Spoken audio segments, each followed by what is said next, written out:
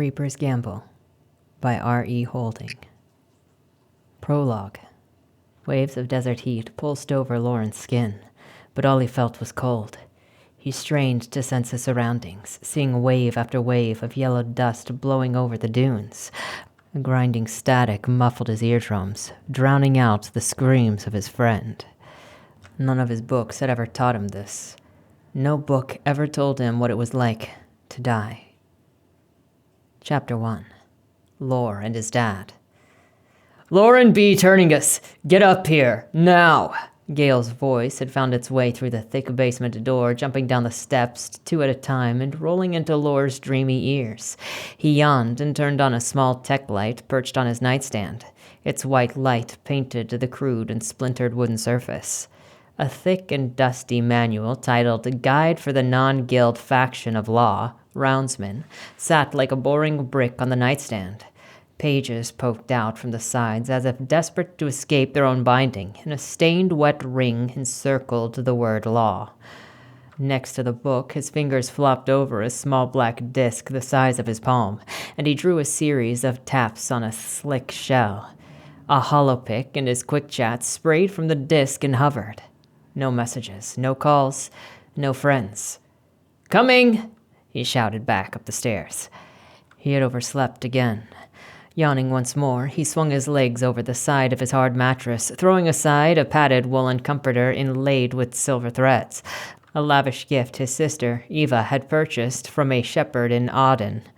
Lauren dragged his feet to the base of the stairs and flipped on the main light. A golden hue bathed the area, transforming his ordinary bedroom into what his stepfather always told him resembled a dingy smoking den. He never agreed with that assessment. To him, it was cozy and quaint. He would never leave it if he had a choice.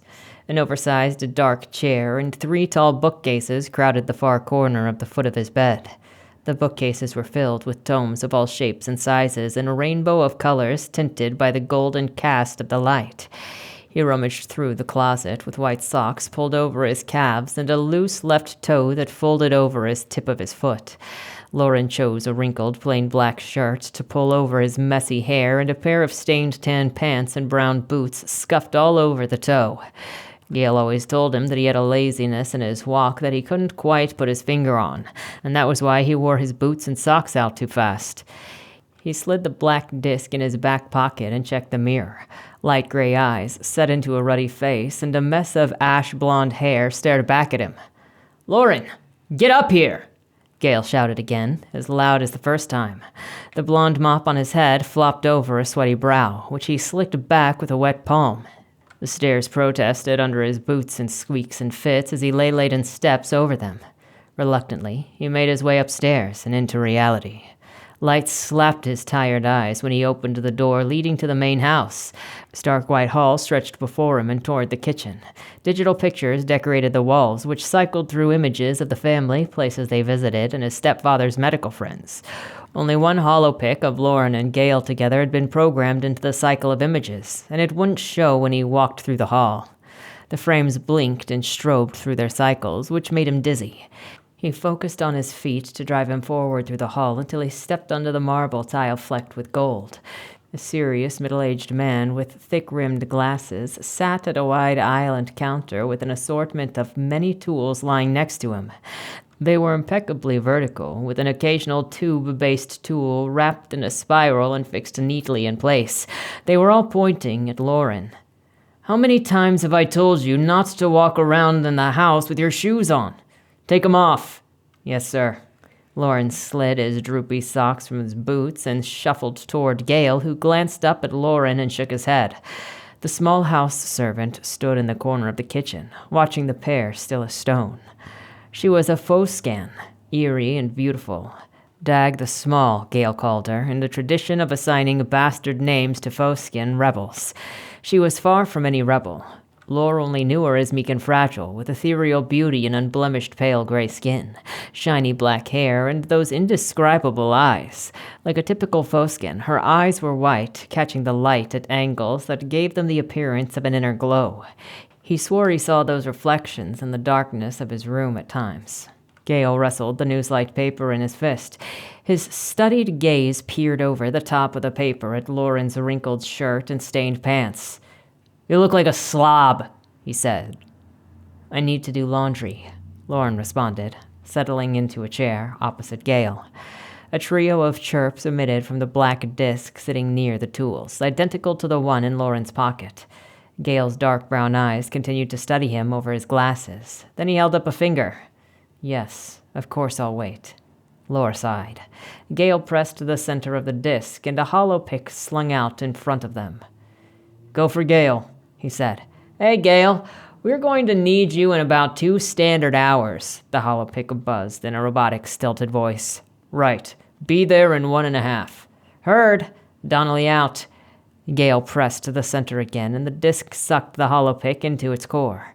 He sighed and set his glasses on the counter, rubbing his face pink. "Lore," he said, tapping the newslight paper resting on the counter. "Have you given more thought to the program?" Gale called him by his nickname. Lore knew this game well. It was a manipulation tactic. "I have," Lore said as he ran a hand across the smooth stone edge, activating the center of the countertop. A pair of sliding doors hissed open, revealing a maw in the middle of the counter, and a tray of the day's rations rose from the center. Among the bland blocks of oatcress and vegemeal, there was a bowl of yellow sarga fruit, which he snatched the second he saw them. The plump fruit was soft in his hand, and he took a big, wet bite. Lore smacked his lips. "But what would I do without these fine rations to start each glorious day?" "Don't talk with your mouth full, and try to conserve those, yeah?" He plucked a piece of toast from the neat stack sitting next to the bowl of fruit and flicked his hand across the sensor again. The food plinth descended into the refrigerated holding cell as the doors snapped shut. "I'm serious, Lore. It's important that you at least try to join the program. The next class begins 9 months from now after the Desert Maelstrom, and it's not too late to register." Lore swallowed the rest of the fruit. He stared at the toast in his hand, debating whether to stuff it in his mouth and delay his answer, but he knew that it would be trouble for him. Then it would be back to being called Lauren B. Turtingus. I just think that I would be better suited in law, sir."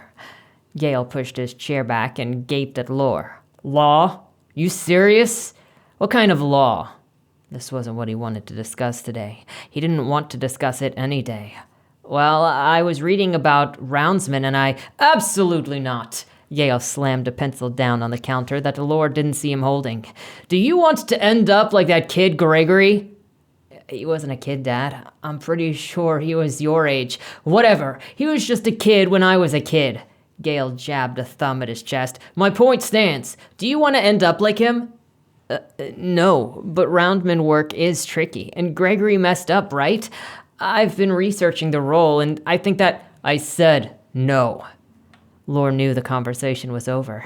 He swiped the toast and crammed the whole piece in his mouth.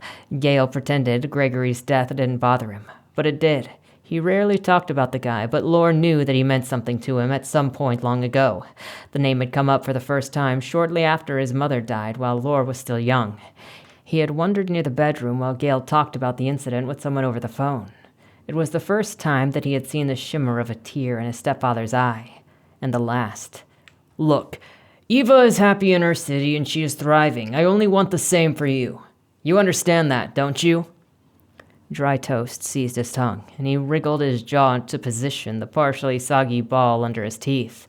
The wad of bread finally broke down enough to swallow a piece without choking. "I guess so. Besides, if you don't develop a gift, then you can still be a part of one of the many other non-guild memberships out there." "You mean like law?" "Stop it. Isn't it expensive? I don't want to fail and waste plats." "Don't worry about plats." Lore stared just beyond Gale's shoulder through the window. The Audon Capitol Tower stood in the far distance, barely visible against the clear horizon. Such an innocent-looking thing to serve as puppet master of all 7 cities. "I don't want to fail." "You won't fail." "Like you did?" He shouldn't have said that. Why did I say that? Gale glared at him, his mouth zipped up so tight that he could crush a hunk of rock between his lips and pull out a diamond.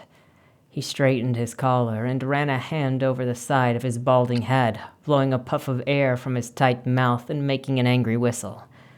"I didn't mean that," Lore said, tucking his hands under his lap. The words may as well have been a middle finger. Dag the Small watched them from the corner, waiting for the tea kettle in Gale's head to explode. He scared her. He always scared her. She shifted her weight, moving for the first time since Lore arrived in the kitchen. Gale rose slowly, backing out from the counter and pushing his chair snugly against the stone. "You had better watch your tone, Lauren." "Sorry, sir.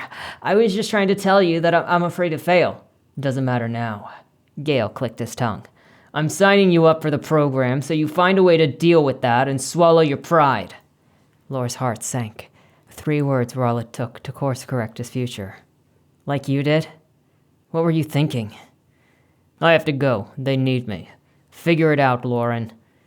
With a final huff, Gale stormed past the servant, who flinched when he left the kitchen. Lore noticed her watching him with an eerie white gaze. "Stop it," he said. 9 months to figure it out. Lore slipped down the stairs to his bedroom and plopped on his red reading chair. The passage of time between the moment and leaving for Hart Island would be an unmeasurable drag. He prayed for the desert maelstrom to blow away the island and to take the program with it. He knew very little about the school and had no desire to find his gift. It all seemed a little too woo-woo to him, with all of the channeling and meditation. There was also a rumor of a commune cult on the same island. One thing he knew for sure was that the program was not far from the black sands of Mount Genna. Eva's first letter to him while she was in the program obsessed over her fear of the mountain. Eventually, she stopped writing about that and focused on how misunderstood the area was. Her language morphed into an aloofness that gave Lore even more pause about the brainwashing program.